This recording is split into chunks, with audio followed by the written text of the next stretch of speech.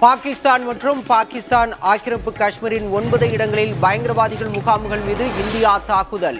ஏவுகணைகளை வீசி தாக்குதல் நடத்திய இந்திய ராணுவம். ஆபரேஷன் சிந்தூர் என்ற பெயரில் பாகிஸ்தான் மீது இந்தியா அதிரடி தாக்குதல். சொந்த மண்ணிலிருந்து ஏவுகணைகளை வீசி அதிரடி. ஜெய்ஷ்-இ முகமது மற்றும் லஷ்கர்-இ-தொய்பா பயங்கரவாத அமைப்புகளின் தலைமையகங்களை குறிவைத்து தாக்குதல். முப்படைகளின் ஆயுதங்களை பயன்படுத்தி பயங்கரவாதிகளின் இருப்பிடங்கள் துல்லியமாக தகர்ப்பு. பகல்காம் பயங்கரவாத தாக்குதல் சம்பவத்தில் நீதி நிலைநாட்டப்பட்டுவிட்டது. ஜெய்ஹிந்த் என சமூக வலைதளத்தில் இந்திய ராணுவம் பதிவு. ஜெய்ஷ்-இ முகமது மற்றும் லஷ்கர்-இ-தொய்பா பயங்கரவாத அமைப்புகளின் தலைமையகங்களை குறிவைத்து தாக்குதல். முப்படைகளின் ஆயுதங்களை பயன்படுத்தி பயங்கரவாதிகளின் இருப்பிடங்கள் துல்லியமாக தகர்ப்பு. உளவு அமைப்புகள் அளித்த விவரங்கள் அடிப்படையில் இலக்குகளை நிர்ணயித்த இந்திய படைகள். பாகிஸ்தான் பொதுமக்கள் ராணுவ தளங்களை விடுத்து பயங்கரவாதிகளை மட்டும் குறிவைத்து தாக்குதல். இந்தியா பாகிஸ்தான் எல்லை பகுதியில் அத்துமீறி பாகிஸ்தான் ராணுவம் தாக்குதல். சிறிய வகை பீரங்கிகளை கொண்டு நடத்தப்பட்ட தாக்குதலில் ஜம்மு காஷ்மீரின் பூஞ்ச் மாவட்டத்தில் தாய் மகள் காயம்.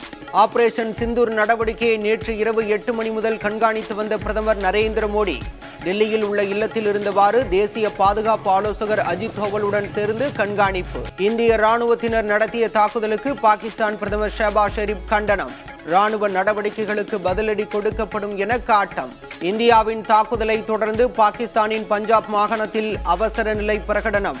லாகூர் மற்றும் சியால்காட் விமான நிலையங்கள் 48 மணி நேரத்திற்கு மூடப்படுவதாகவும் அறிவிப்பு.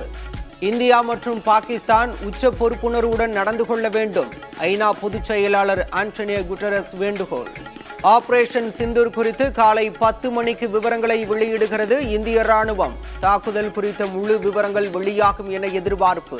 இந்தியா பாகிஸ்தான் இடையே ஏற்பட்டுள்ள மோதல் வேதனை அளிக்கிறது.